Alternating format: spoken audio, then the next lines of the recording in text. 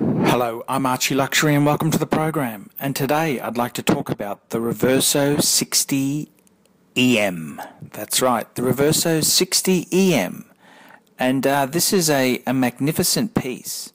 And it was sort of the start of complicated reversos. And it's quite fascinating.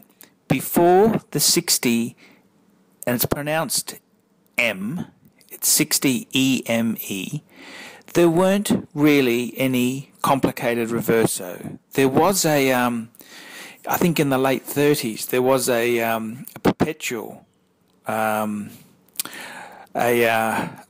calendar reverso, but that was strictly a prototype. And this was the first reverso which brought out complications to this series of watches here. And this was an interesting thing. It came out in the early 90s and it completely changed the reverso landscape. Before this time, the reversos were typically time, the hour and the minutes, and not always, but they did have seconds. The reversos were traditionally smaller. And this piece, the 60eme, came out for the 60th anniversary. And the case was bigger. It's the now famous GT case. And it offered some complications. It had the date and it had a power reserve, which was a first for the Reverso. This is if we exclude the 1937 Reverso Perpetual Calendar, but that was strictly a prototype. And it's very, very interesting. It was quite an amazing piece. And it's hard to find information on this model, but here's a few beautiful photos.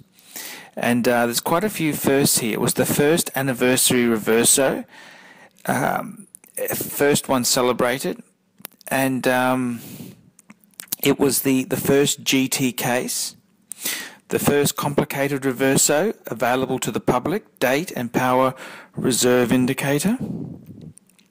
It was also the first 14-karat gold movement, the plate and the bridges.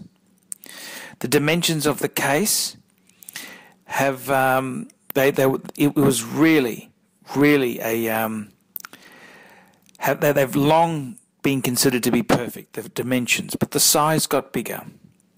The size of the 60eme case was enhanced, modernized without ruining the elegance of the original 1931 Reverso. And it put the Reverso into a frame where it could be as dressy and timeless, just like a Patek Calatrava. And it's quite amazing. This was also the Reverso which brought gold to the movement. What a beautiful movement. What a finished movement. And it was really the start of complicated reversos. And I got to say, these are a very, very beautiful thing.